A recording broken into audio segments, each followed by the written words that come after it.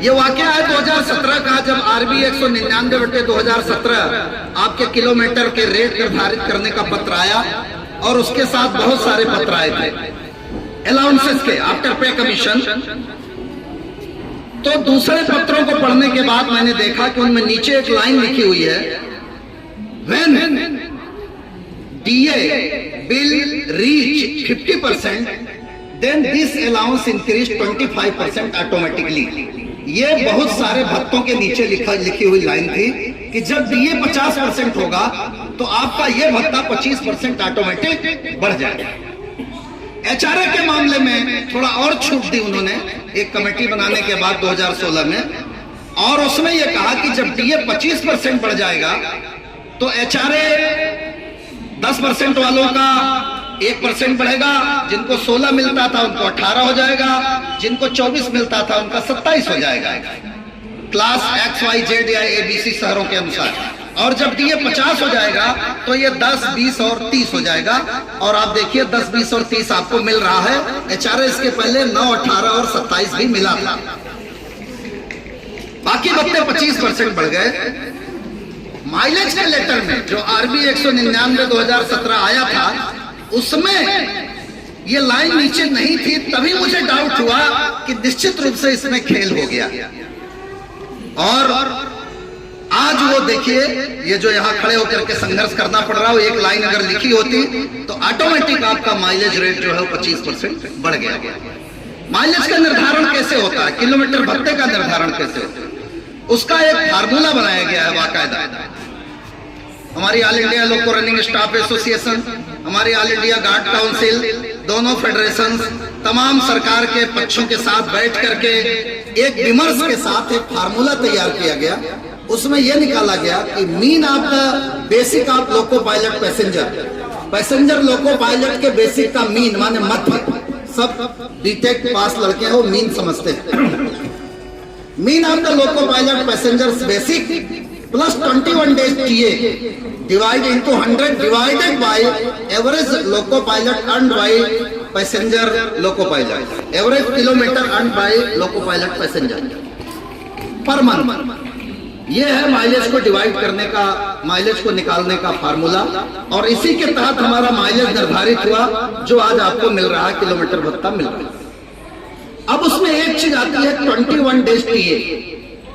अब अगर आप 21 days TA लिखोगे, लगभग 70% के आसपास आता है, महीनों को 4 हिस्सों में डिवाइड कर दो तो 21 days का TA अगर आप एक ग्रुप से एम्प्लाई का 800 से बढ़ा के 1000 हुआ और 800 की जगह 1000 रख दोगे तो आपका किलोमीटर भत्ता ऑटोमेटिकली 25% न सही लेकिन 20%, 18 से 20% के आसपास बढ़ जाएगा अगर हम फार्मूले की बात करें तो। इसीलिए हम 25% मांग रहे हैं। लेकिन सरकार का कहना यह है कि इसमें चूंकि लेटर में नहीं लिखा इसलिए आपको दिया नहीं जा सकता। यहां लड़ाई जो है वो फंसी हुई। NJCA ने, JCM स्टाफ साइड ने भारत सरकार को पत्र लिखा, वित्त मंत्रालय को पत्र लिखा, DOPT को लिखा और रेल मंत्रालय को भी लिखा, ऑल इंडिया रेलवे फेडरेशन ने लिखा।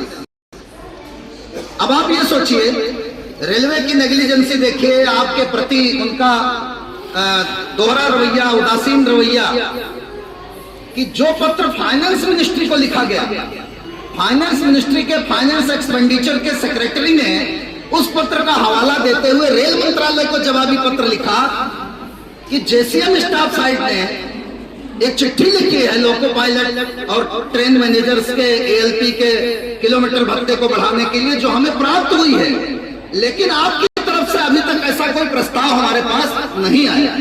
आप समझ रहे हैं ना हमारी बात? मतलब रेलवे मिनिस्ट्री ने आपकी कोई चिंता नहीं की, उस पत्र की कोई चिंता नहीं की और कोई प्रस्ताव बना करके फाइनेंस मिनिस्ट्री को भेजने का काम नहीं किया। उल्टे फाइनेंस मिनिस्ट्री ने लिखा कि भैया ये पत्र मिला है और आपकी तरफ से अभी तक कोई भी जो है वो जवाब, इसमें कोई प्रस्ताव जो है प्राप्त नहीं हुआ है। कृपा करके जल्दी से जल्दी क्या करना है इसमें प्रस्ताव बना के भेजें जिससे आगे की कार्यवाही की जा सके। और मेरी जानकारी के अनुसार अभी तक रेलवे बोर्ड ने किलोमीटर भत्ता बढ़ाने संबंधी कोई भी पत्र फाइनेंस मिनिस्ट्री को लिखने का काम नहीं किया। इसलिए ऑल इंडिया रेलवे फेडरेशन को मजबूरन ये निर्णय लेना पड़ा कि पूरे देश के हिंदुस्तान की लावियों में आज 17 तारीख को रनिंग स्टाफ का एक प्रदर्शन किया जाए, एक दिवसीय, और उस प्रदर्शन की खबर जब रेल मंत्रालय को, भारत सरकार को जाएगी, तब जाकर के इस मामले में अग्रिम कार्यवाही की जाएगी। उसके तहत आप सब लोग यहाँ खड़े हुए हैं। ये है उसका पूरा लब्बो-लिबाद किलोमीटर भत्ते का। तो अभी ये संघर्ष प्राइमरी स्तर पे है, अभी इसको और तेज करना पड़ेगा।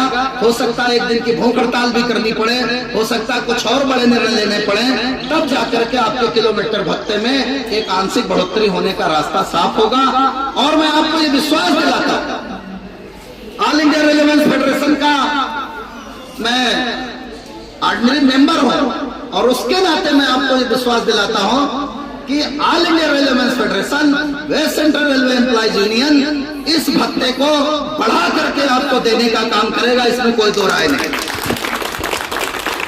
तमाम सरकारी अवरोधों के बाद, तमाम प्रशासनिक अवरोधों के बाद ये भत्ता आपको मिलेगा, और 1 जनवरी 2024 से मिलेगा, ये भी हम आपसे वादा करते हैं। इसमें कहीं कोई डाउट नहीं है, कोई संदेह नहीं।